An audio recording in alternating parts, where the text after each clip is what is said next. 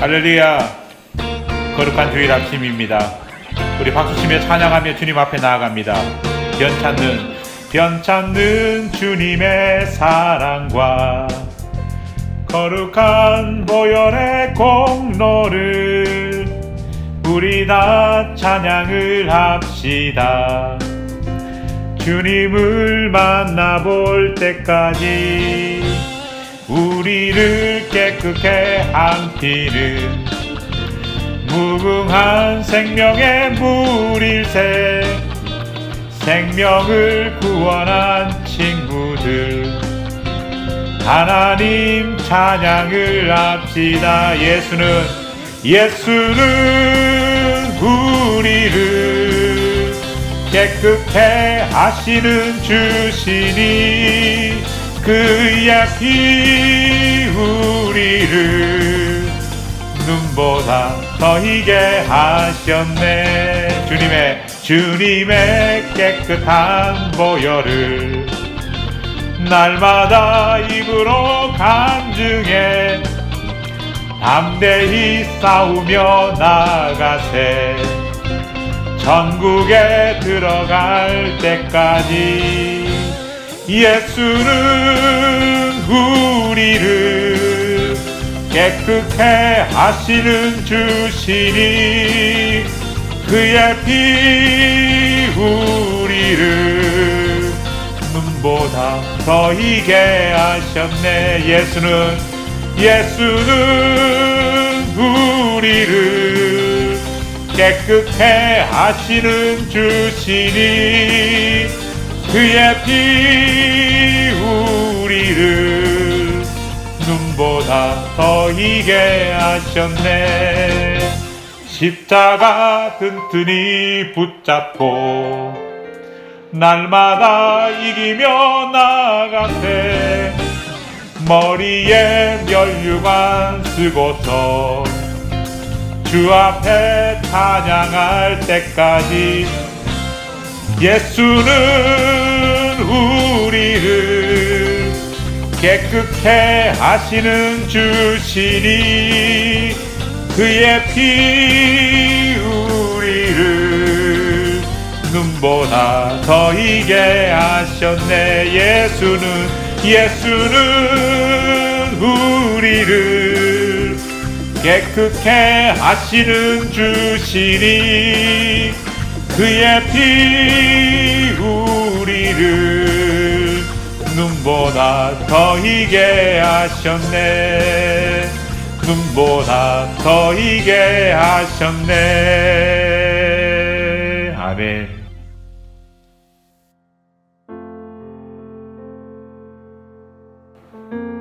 거룩하신 하나님,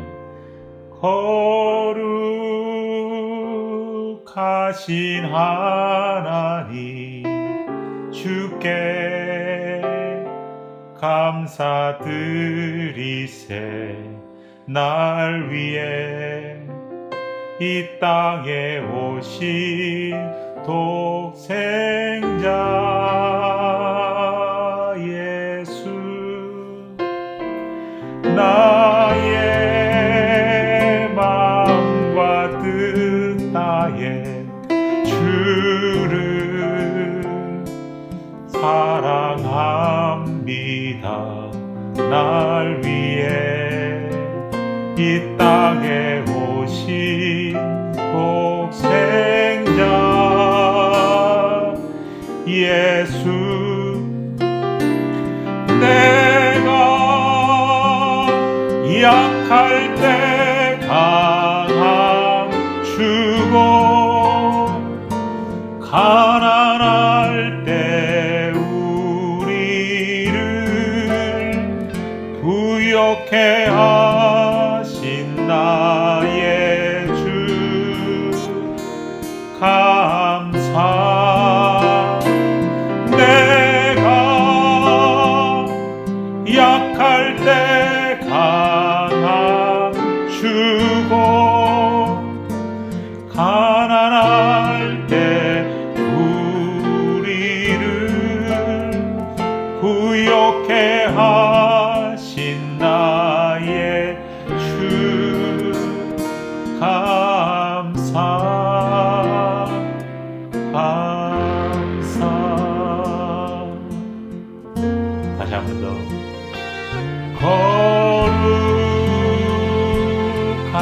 하신 하나님 주께 감사드리세. 날 위해 이 땅에 오신 독생자 예수, 나의 마음과 뜻다에 주를 사랑합니다. 날 위해 이 땅에 오신 독생자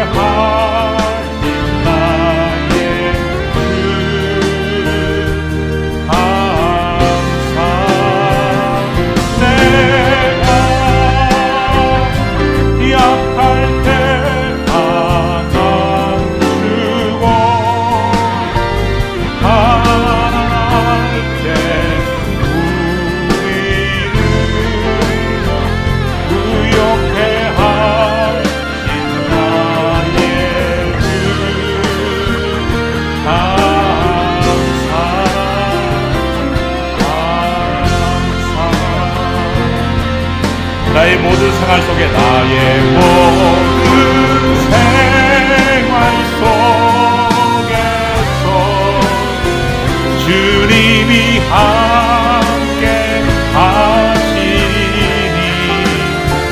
주님의 성령 나를 인도하시니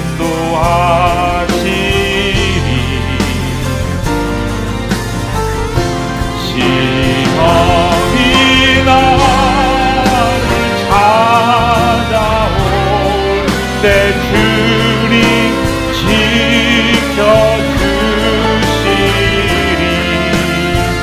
주님의 성령 나를 인도하시리. 나의 모든 생활 속에서 주님이 함께 하시니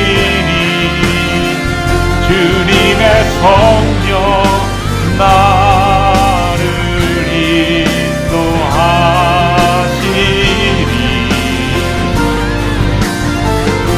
시험이 나를 찾아올 때 주님 지켜주시리.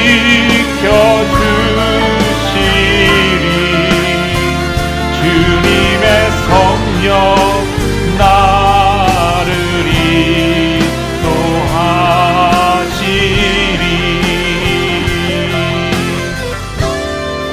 주님의 성령 나를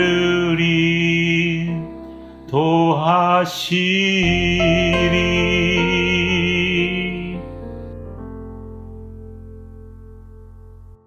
우리 다 함께 일어나셔서 교회 찬송 부르겠습니다. 주께 와 엎드려 경배드립니다. 주 계신 곳에 기쁨 가득 무엇과도 누구와도 바꿀 수 없네. 예배 드림이 기쁨 됩니다.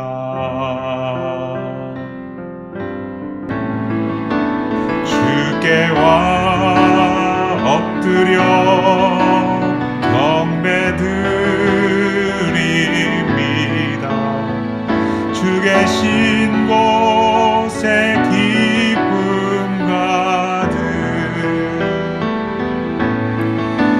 무엇과도 누구와도 바꿀 수 없네. 예배 드림이 기쁨 됩니다. 무엇과도 누구와도 바꿀 수 없네. 예배 드림이 기쁨 됩니다. 예배 드림이 기쁨 됩니다. 한 주간 우리의 삶을 돌아보며 하나님 앞에 회개하는 시간을 갖겠습니다. 다 함께 기도하겠습니다.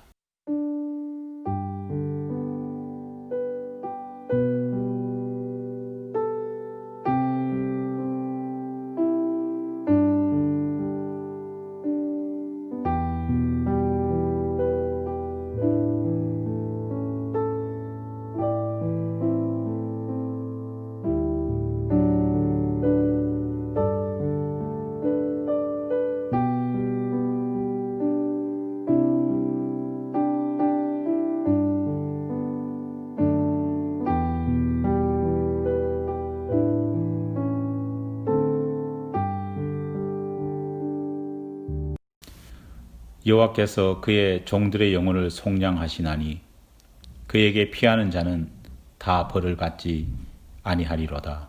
아멘. 사도신경으로 신앙 고백하겠습니다. 전능하사 천지를 만드신 하나님 아버지를 내가 믿사오며 그 외아들 우리 주 예수 그리스도를 믿사오니 이는 성령으로 잉태하사 동정녀 마리아에게 나시고 본디오 빌라도에게 고난을 받으사 십자가에 못 박혀 죽으시고 장사한 지 사흘 만에 죽은 자 가운데서 다시 살아나시며 하늘에 오르사 전능하신 하나님 우편에 앉아 계시다가 저리로서 산 자와 죽은 자를 심판하러 오시리라. 성령을 믿사오며 거룩한 공회와 성도가 서로 교통하는 것과 죄를 사하여 주시는 것과 몸이 다시 사는 것과 영원히 사는 것을 믿사옵나이다. 아멘.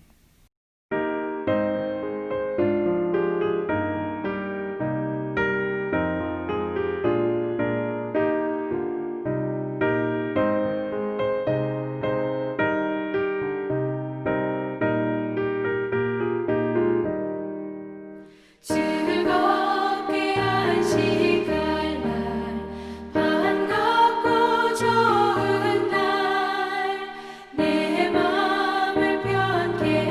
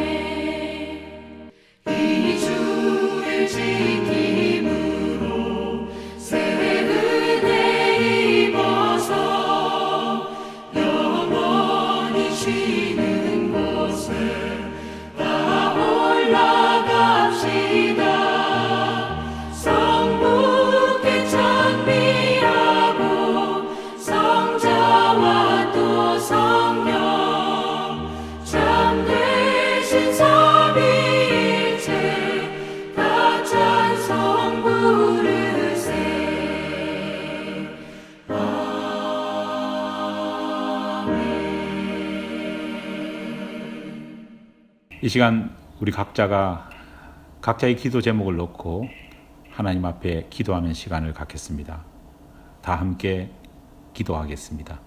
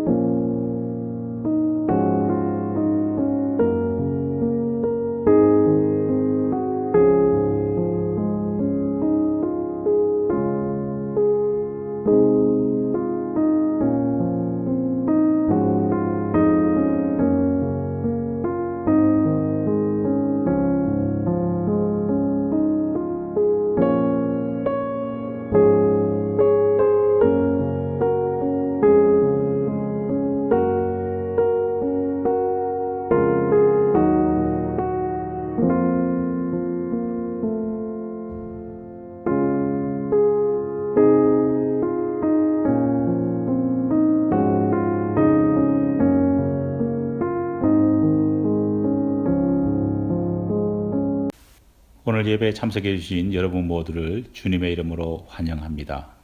2월 둘째 주 2월 14일 주일 예배 후에 설을 맞이해서 민속 잔치가 있겠습니다.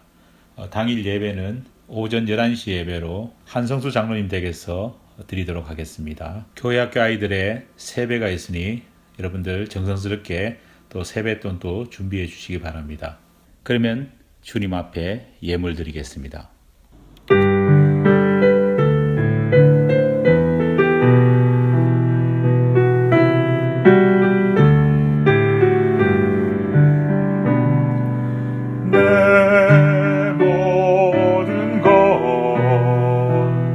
나의 생명까지 다 주님 앞에 드립니다. 주 임재 안에서 이제 내 영혼 자유에 내가 주의 거룩한 이름을 높이며 봉헌하리. 어린 양 찬양하리. 내 평생 그 하나로 충분해요. 어린 양 찬양하리. 내가 주께 봉헌하면서 내가 주께 봉헌하면서 내가 주께 봉헌하면서.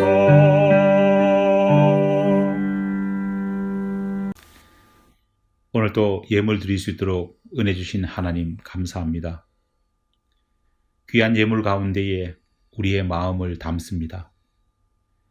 하나님의 은혜가 이 가운데 더딥혀져서 오병이어의 기적이 일어날 수 있도록 도와주시옵소서. 단순히 사람의 입을 즐겁게 하는 기적이 아니라 하나님의 놀라우신 은혜가 모든 사람들에게 퍼져나갈 수 있는 놀라운 기적의 역사가 우리가 드린 예물을 통해 일어날 수 있게 도와주시옵소서. 미사옵고 예수님 이름으로 기도하옵나이다. 아멘. 서신 채로 하나님 말씀 받도록 하겠습니다. 오늘 우리에게 주시는 하나님 말씀 창세기 12장 1절 한 절 말씀입니다. 창세기 12장 1절 한 절 말씀입니다. 주신 하나님 말씀 제가 봉독해 올리겠습니다. 여호와께서 아브라함에게 이르시되 너는 너의 고향과 친척과 아버지의 집을 떠나 내가 내게 보여줄 땅으로 가라. 아멘. 자리에 앉아 주시기 바랍니다. 요즘 한국은 집 문제 때문에 무척 시끄럽다고 합니다.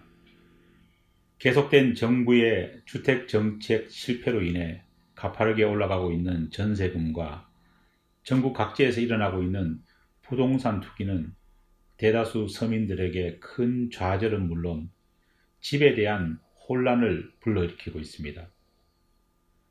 그런데 최근 한국에서는 전혀 다른 형태의 집 문제가 터졌다고 합니다.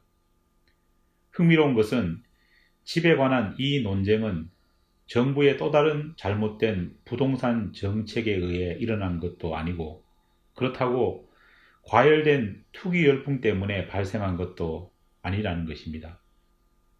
이 새로운 형태의 집 논쟁은 기독교회 안에서 점화되었고 현재 활활 타오르고 있습니다. 집 문제에 처음 불을 당긴 분은 조금 의외의 인물이었습니다. 지난해 100주년 기념교회를 은퇴하신 이재철 목사님이셨기 때문입니다. 우리가 잘 아는 대로 이재철 목사님께서는 현재 기독교계는 물론 일반인들 사이에서도 존경받는 몇 안 되는 목회자이십니다. 과연 그런 분이 어떻게 논란의 주인공이 되었을까 조금 의아스러웠습니다. 하지만 문제의 발단은 이랬습니다. 이 목사님께서는 한 달 전 유튜브 방송인 잘잘법, 풀어 말하면 잘 믿고 잘 사는 법이라는 프로그램에 출연하셨습니다. 목사님께서는 방송에서 현재 일어나고 있는 코로나 사태에 대한 성경적 해석과 함께 이후 펼쳐질 지금과는 전혀 다른 시대 상황 속에서 기독교인들이 어떻게 대응하고 결단해야 할지에 대해 강의하셨습니다. 그런데 여기서 온라인 예배를 하나님께서 이 세상을 향해 쏘신 대포라고 말씀하시면서 온라인 예배가 제2의 종교개혁을 일으킬 도구가 될 것이라 전망하셨습니다. 당시 이 목사님께서 하신 말씀의 요지를 정리해보면 이렇습니다. 그동안 기독교는 예배당이라는 건물에 너무 매몰되어 왔습니다. 예배당을 마치 우상처럼 섬겨왔던 것입니다. 그러다 보니 예배당 건물 안에서 드리는 예배만 진짜 예배인 양 생각해 온 것이지요. 하지만 이번 코로나 사태는 크리스찬들에게 예배당 건물 밖에서도 예배 드릴 수 있다는 사실을 경험케 해 주었습니다. 예배당 건물에 매몰되었던 신앙에서 크리스찬들을 해방시켜 준 것입니다. 온라인 예배는 요한복음 4장에서 예수님께서 사마리아 여인에게 주신 말씀의 본질을 알게 해준 것입니다. 예루살렘이냐 그리심산이냐는 장소에 매몰되어 있는 것이 아니라 장소를 넘어 영과 진리로 예배 드릴 수 있다는 사실을 깨닫게 해준 것입니다. 장소가 온전한 예배를 만드는 필수 조건이 아님을 분명히 하신 것입니다.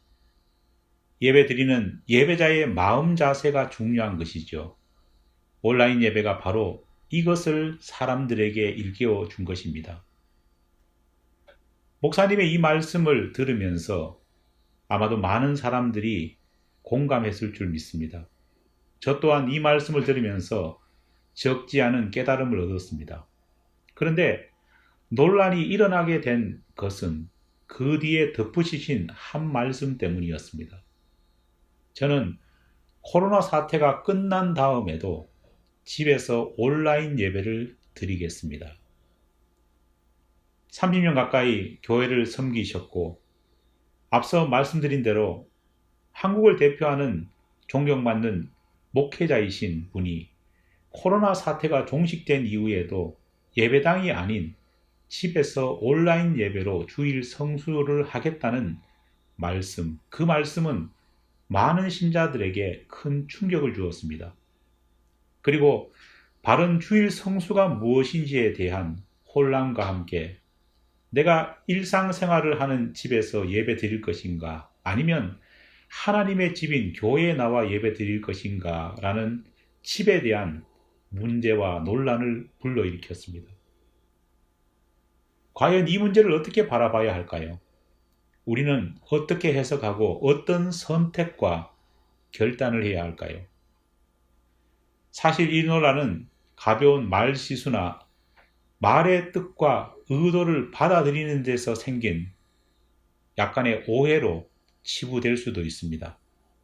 하지만 저는 이 논란이 가벼운 해프닝처럼 보이지 않습니다. 왜냐하면 제가 살아가면서 겪었던 경험 때문입니다. 25년 전 제가 장로의 신학대학 대학원을 다닐 무렵이었습니다. 어느 날 수업 시간에 당시로서는 아주 생소했던 동성애 문제가 그날 토론 주제로 올라왔습니다. 당시만 해도 동성애라는 말 자체가 교회에서는 물론이거니와 사회에서조차 생소했습니다.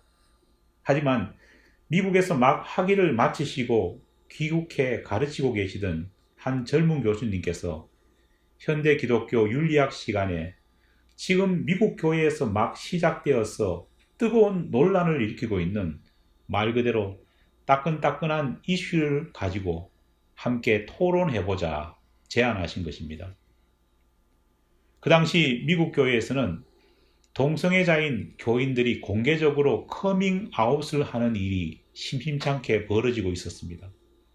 실제로 30년 넘게 찬양대 지휘자로 봉사해 왔던 명망이 있던 지휘자가 자신이 동성애자임을 교인들 앞에 고백함으로써 그를 어떻게 처분해야 될지에 대한 논쟁이 미국 교계 내에서 뜨겁게 논란이 되고 있었습니다. 예수님의 사랑 앞에서 용서하지 못할 죄가 없으니 덮어주고 품어주어야 한다는 쪽과 성경이 단호하게 배격하는 무서운 죄니 다른 사람들에게 전염되기 전에 출교와 같은 강력한 처분을 내려야 한다는 의견이 팽팽히 맞서고 있었습니다. 교수님께서는 미국 교회에서 벌어지고 있는 이 낯선 문제를 말씀하시면서 앞으로 만약 한국 교회에 이런 비슷한 일이 일어난다면 어떻게 해결해야 될지에 대해 토론해보자고 제안하셨습니다. 그것은 말 그대로 실험적인 토론이었습니다. 저를 포함해 토론에 참여했던 어느 누구도 동성애 문제가 그렇게까지 심각하게 한국 교회를 향해 곧 들이닥칠지는 생각하지 못했습니다. 그렇다 보니 동성애 문제에 대한 연구나 대응은 사실 현실화되지 못했습니다. 철저하게 외면되었습니다. 하지만 5년도 되지 않아 동성애 문제는 한국 사회를 뒤흔드는 사회 이슈가 되었고 10년이 되지 않아 동성애는 미국 메이저 교단을 분열시킬 만한 큰 도전이 되었습니다. 20년이 지난 지금은 동성애를 지지하는 목회자들과 교인들이 세력을 형성해 정부 정책은 물론 교회 전반에 대항하는 일까지 벌어지고 있습니다. 온라인 예배 문제 역시 지금은 가벼운 이슈일 수도 있습니다. 코로나 사태가 계속되고 있는 지금 감염에 대한 위협 때문에 또 필요에 의해 진행되지 않을 수 없는 문제입니다. 하지만 우리가 기억해야 할 것은 온라인 예배가 특별한 상황 속에서 한시적으로 행해지는 어쩔 수 없는 선택이 아니라 일상적이고 일반적인 예배가 될 수 있느냐 하는 이 문제를 우리는 분명히 성경을 통해 확실한 해답을 가지고 있어야 한다는 것입니다. 교인들을 대상으로 한 여론조사 결과를 보면 벌써 70% 가까운 교인들이 온라인 예배의 상시적인 지원을 바라고 있다는 것입니다. 그 중에서 30%는 코로나 사태가 종식된 이후에도 온라인 예배를 주일 성수로 지키겠다 답하고 있기 때문입니다.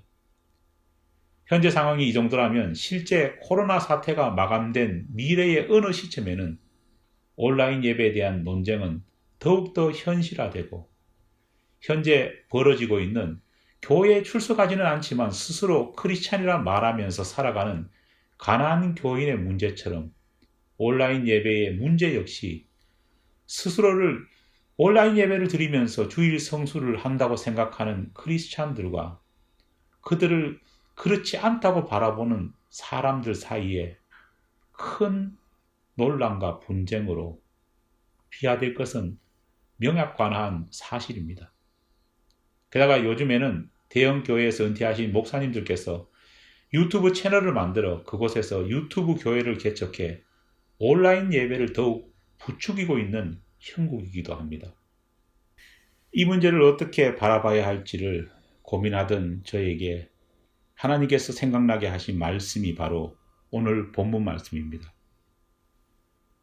오늘 본문이 기록된 창세기 12장은 하나님께서 인간에게 이루신 구원 역사, 즉 구속사적인 관점에서 보면 결정적인 계기가 시작되는 핵심 지점입니다. 하나님께서 드디어 한 사람을 택하셔서 구속을 위한 도구로, 그리고 하나님이 내려주실 복의 근원으로 삼으셨기 때문입니다. 우리가 흔히 초준 피플이라고 부르는 하나님께 선택받은 선민 이스라엘이 시작되는 출발점이기도 합니다. 더구나 창세기 12장은 우리의 구원이 하나님의 전적인 은혜와 하나님께서 베푸신 그 은혜를 믿고 결단에 따르는 것을 통해 이루어짐을 분명히 보여주는 부분이기도 합니다. 하나님을 향해 그 어떤 선한 행위도 하지 않았던 아브라함임에도 하나님께서는 일방적으로 그를 선택해 주셨습니다. 일방적으로 복을 내려주셨습니다. 인류를 향한 구원의 역사를 이 자격 없는 아브라함을 통해 일방적으로 시작하셨기 때문입니다. 아브라함이 하나님의 이 선택과 은혜에 대해 했던 것이라곤 하나님의 말씀을 믿고 그 말씀대로, 그 명령대로 순종한 것뿐이었습니다. 그런데 하나님께서 작게는 아브라함에게, 크게는 온 인류를 향한 구원의 역사를 시작하시면서 단 한 가지 아브라함에게 명령하신 유일한 명령, 유일한 요구가 있었습니다. 모든 것을 일방적으로 내려주신 하나님이셨지만 아브라함에게 하나님이 단 한 가지는 결단하도록 요구하신 것입니다. 여러분, 그것이 무엇입니까? 레클라카 우밋 베이트, 바로 집을 떠나라는 것입니다. 하나님께서는 하나님이 택한 아브라함에게 본토, 친척, 아비 집을 떠나라 명령하셨습니다. 하나님으로부터 구원의 은혜를 입은 우리가 가장 먼저 결단해야 될 것은 집을 떠나는 것이었습니다. 왜 하나님께서는 이런 명령을 하셨을까요? 구약 성경에서 집을 뜻하는 말로 사용된 히브리어 바이트는 구약 성경에서만 무려 1850번 이상 사용된 아주 흔한 단어입니다. 그리고 이 바이트는 보통 사람들이 거주하는 바로 그 건물로서의 집을 의미합니다. 그런데 건물로서 한 개인과 가정이 살아가는 공간으로서의 집을 의미했던 이 바이트라는 의미가 구약 성경의 중반, 그리고 구약 성경의 마지막으로 갈수록 그 의미가 점점 달라진다는 겁니다. 집, 건물, 주거 공간이라는 의미는 점점 사라지고 권속, 가문, 나라라는 의미가 점차 확대되어져 갑니다. 무생물인 건물을 가리켰던 바이트가 점차 생명체인 공동체를 의미하는 말로 바뀐 것입니다. 권석이라는 말을 영어 성경을 찾아보면 Members of God's Household라 기록되어 있습니다. 단순히 하우스가 아니라 멤버가 된 것입니다. 아브라함 개인이나 그의 몇 안 되는 가족이 아니라 가문 같은 더 큰 공동체로 그 의미가 확대된 것입니다. 심지어 바이트는 다윗의 집과 같은 표현 속에서는 이스라엘 백성 전체를 가리키는 의미가 되었습니다. 나와 내 가족이 단지 비와 바람을 피하고 내가 소유한 재산을 보호하고 그 재산을 누리는데 사용된 집을 넘어서 나와 내 가족을 넘어선 공동체가 함께 모여 민족의식을 만들어가고 신앙을 키워가는 어머니의 자궁과 같은 존재가 집이 된 것입니다. 신약 성경에서 집은 헬라어로 오이코스라고 하는 단어를 사용합니다. 물론 오이코스도 건물 혹은 주거 공간이라는 뜻을 가지고 있습니다. 그런데 이 오이코스 역시 신약 성경 속에서 시간이 지나감에 따라 다른 의미로 발전합니다. 경륜, 청지기, 직분 같은 의미로 발전한 것입니다. 신약 성경에서 오이코스는 경륜이라는 의미로 총 9회 사용되었습니다. 그리고 누가복음 16장 2절로 4절에서 또 고린도전서 9장 17절에서 청지기와 직분이라는 의미로 쓰여집니다. 여러분, 바이트와 오이코스의 의미가 변해가는 것을 보면서 우리가 깨달아야 할 것이 무엇일까요? 고린도 교회, 에베소 교회, 갈라디아 교회, 바울 서신에 나타나는 수많은 초대교회의 이름들, 그리고 요한계시록에 언급되어 있는 소아시아에 흩어져 있던 7교회의 이름, 이들 교회들은 우리가 요즘 흔히 생각하는 십자가가 번듯이 걸린 예배당 건물을 가진 그런 교회가 아니었습니다. 예수 믿는 것이 곧 죽음을 의미했던 박해의 시대 보란듯이 예배당 건물을 건축할 수는 없었기 때문입니다. 그래서 초대교회 예배는 보통 자신의 집을 예배 처소로 개방한 헌신된 성도의 집에서 아주 은밀하게 지속적으로 드려졌습니다. 사실 당시 교회는 사람들이 일상적으로 생활하고 있는 집과 별반 다르지 않았습니다. 가재도구가 어지럽게 널려져 있었을 것이고 일주일 동안 밥을 만들어 먹던 부엌에는 설거지거리가 남아있었을지도 모릅니다. 그럼에도 불구하고 초대교회 성도들은 자신의 집과 하등 다를 것 없는 이 공간에 예배를 드리기 위해 그 선택된 교인의 집에 모였습니다. 이동 중 남의 눈에 띄는 위험을 감수해가면서까지 자신의 집에서 예배 드리지 않고 반드시 지정된 한 장소에 모여 함께 찬양하고 기도하며 말씀을 들었습니다. 왜 우리 믿음의 선조들은 이런 수고를 감내했던 것일까요? 집을 떠나라는 여호와 하나님의 명령 때문이었습니다. 집을 떠나는 것이 믿음의 여정의 출발이라는 사실을 믿었기 때문입니다. 내가 일상생활을 하고 있는 내 집이나 내가 예배를 드리려고 찾아가는 지정된 성도의 집이나 표면적으로는 하등 다를 것 없어 보이지만 그럼에도 불구하고 내 집을 떠나야 하는 이유는 그래야만 내 소유, 내 공간, 내 가족이라는 편협함에서 벗어나 권속, 민족, 백성과 공동체라고 하는 하나님의 진정한 구원 사역에 참여할 수 있기 때문입니다. 내 집, 내 바운드리라는 공간을 떠나야지만 봉사하고 섬김을 이행할 수 있고 비로소 그것을 통해 경륜을 가질 수 있고 직분자로서 청지기로서의 사명을 함께 배우고 행할 수 있기 때문입니다. 솔직히 집은 대단히 이기적인 공간입니다. 자칫 우리를 나태하게 만드는 곳입니다. 우리가 가진 죄성 가운데는 자기의 유익만 구하는 이기심과 나태가 있습니다. 사실 코로나 이후에도 온라인 예배를 고수하겠다고 말하는 사람들이 생각하는 가장 큰 이유가 무엇일까요? 바로 편리함 때문입니다. 시간을 절약할 수 있고 불필요한 노력을 하지 않아도 된다는 생각 때문입니다. 주일 예배당에 와서 예배를 드리기 위해서는 사실 생각보다 많은 노력들이 필요합니다. 예배 시간에 맞춰 일찍 일어나야 합니다. 자신은 물론 다른 사람을 배려하기 위해 몸단장도 해야 합니다.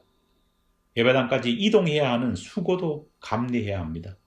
또 때로는 예배 시간 이후 행하여질 여러 가지 봉사와 섬김 때문에 주일 오후 자신의 스케줄을 조정하고 포기해야 되는 일까지 있습니다.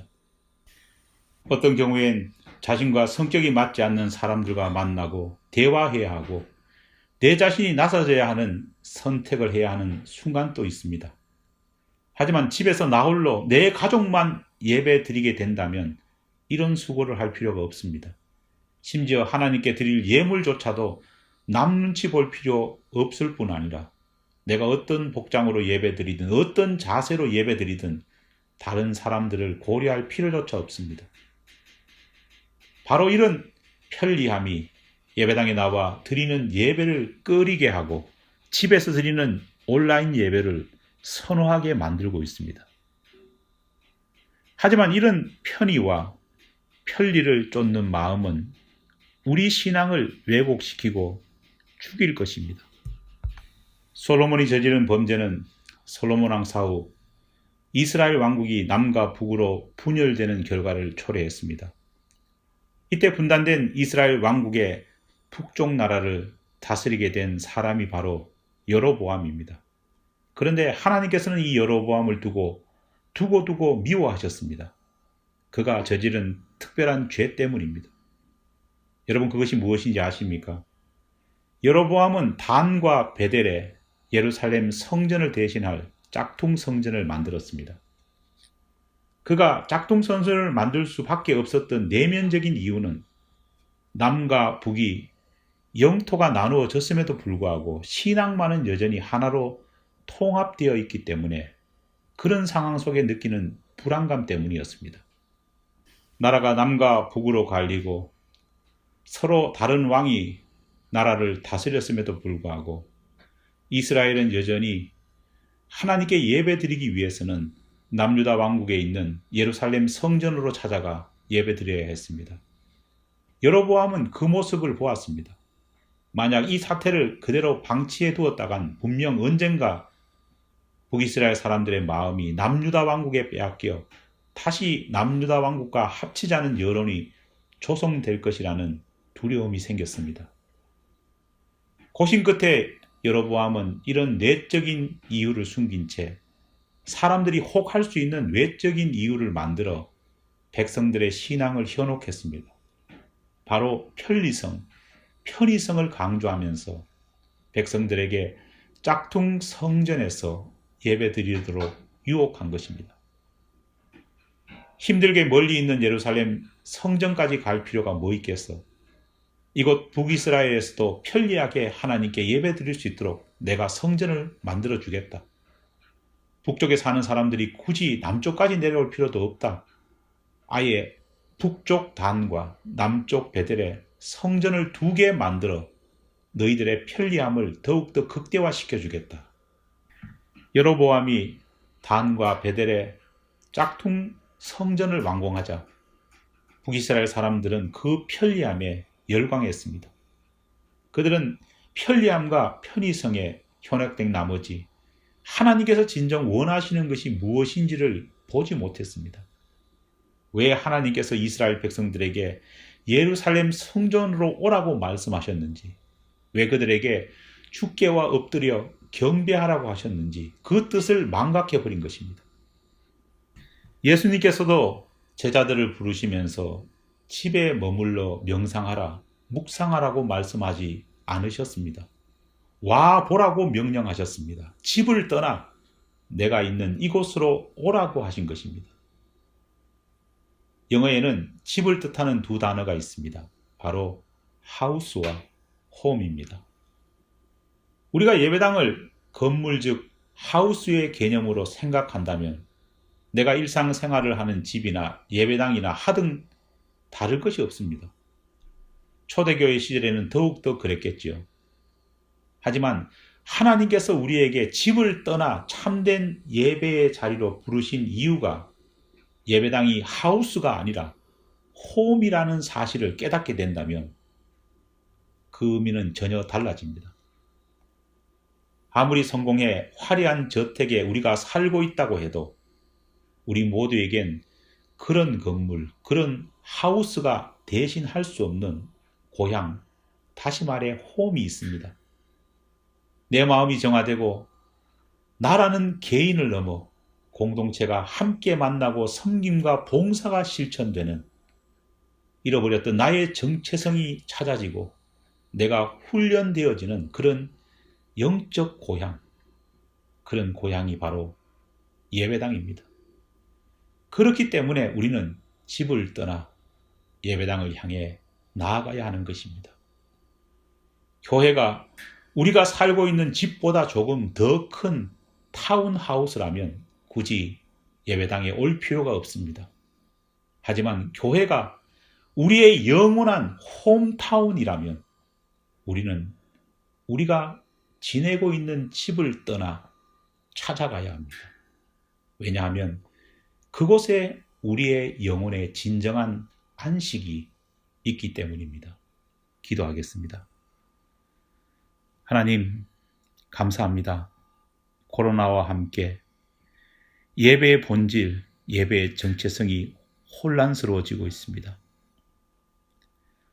주께 나아와 주의 예배당에서 예배드리는 것이 귀찮아지고 더 나은 편의성의 제한에 의해서 우리 모두가 마음에 여러 가지 많은 유혹을 받고 있는 시대입니다.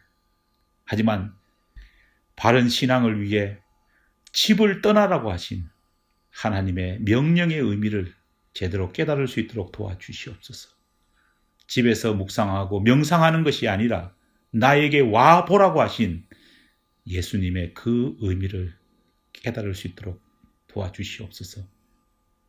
우리 모두가 진정으로 찾아가야 될 곳은 우리의 영혼의 고향인 주님의 예배당임을, 교회임을 기억할 수 있도록 도와주시옵소서. 예수님 이름으로 기도드립니다. 아멘. 우리 다 함께 일어나셔서 화성 찬송 부르심으로써 예배를 마치도록 하겠습니다.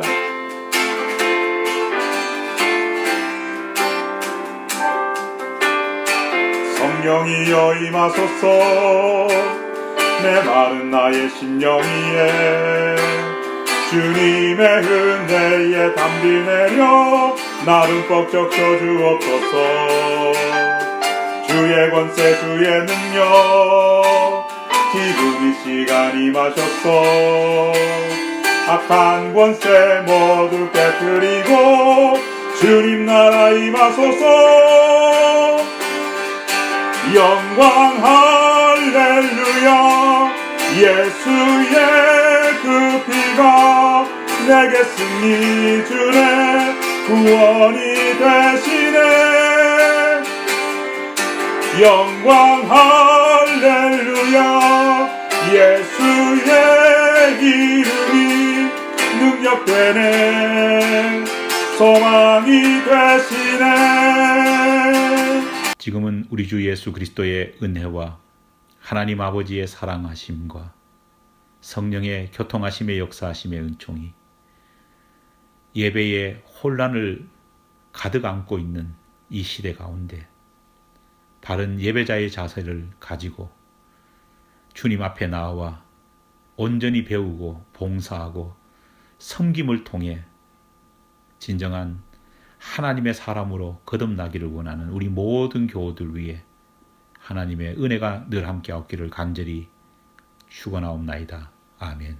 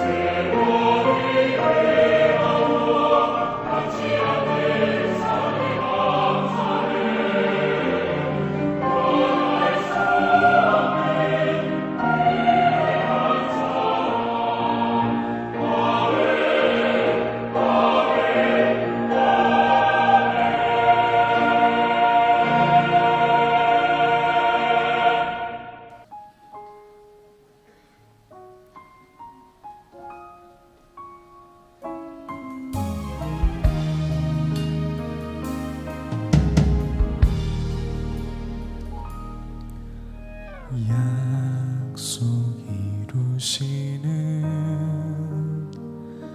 신실한 나의 주님, 조금 더딜지라도 그 말씀 신뢰합니다.